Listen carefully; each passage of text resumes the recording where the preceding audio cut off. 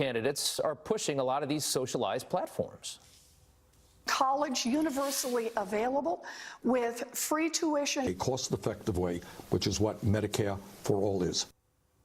So is the promise of free stuff the best way to win over this country's young voters? Here to weigh in is National Taxpayers Union senior fellow Mattie Duppler, and a millennial herself. I am, yes. You are. And a dubious distinction, to be sure. Nobody likes to hear that, right?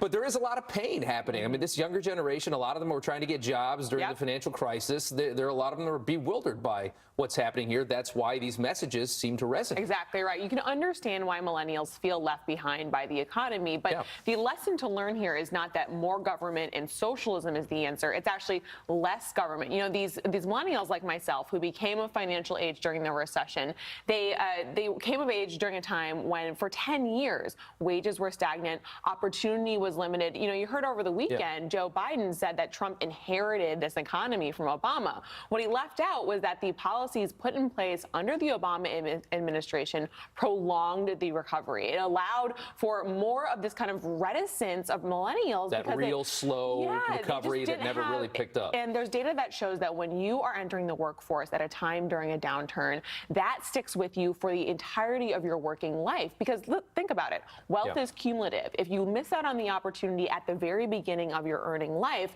that restricts your amount of opportunity to gain wealth, to accumulate income, to really increase your earnings over time. If you take that low-paying job, as you grow, you don't grow as fast. Exactly right. You're always catching up. Exactly right. And that's one of the challenges that millennials face today. At this time, our similar age cohorts in different generations had bought houses, had accumulated a lot more assets, and it's because they had those jobs going into the workforce where they were allowed to increase their income over time. And that's a whole other thing. This generation is mostly all renters. But there's more to it than that, though, because, I mean, there are some flaws in capitalism. You can be a capitalist and identify some of these problems. And some of the things that Bernie Sanders says, even to capitalists, make sense. You see a lot of these companies squeezing their employees, trying to get their earnings higher and higher and higher, and their workers are making less and less and less. Companies used to take care of their people, and they don't do that as much now. You used to get a country club membership if you had a good job back in the 80s. You know, everybody was at a country club. That doesn't happen anymore. People are being squeezed.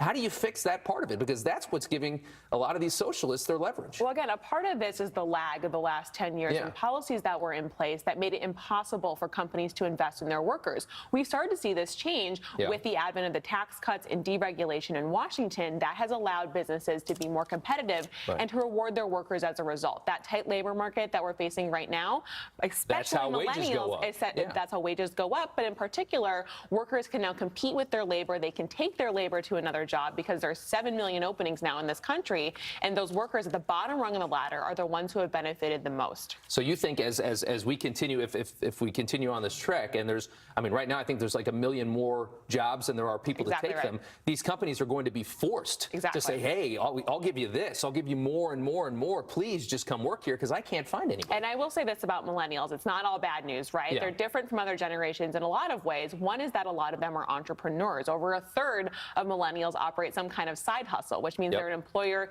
and an employee. So these socialist policies of a lot of new spending, a lot of new taxes. In Washington in particular, a lot of Democrats are talking about increasing the payroll tax. A millennial who runs their own business would be responsible for both the employer and employee side of that. They'd be hit double by those new taxes. So they'll learn pretty quickly why socialism is not the answer. Those plans sound great when you're at the bottom rung of the tax brackets, but when you get up a little higher, man, it gets worse. And you don't have to be very high for that kind of tax to hit you right square in the mouth. And as a result, we'll talk about the same thing we were talking about earlier, which is that those delayed incomes and earnings that accumulates over time. You never get anywhere. Mattie, thank you so much for your time. We do appreciate it.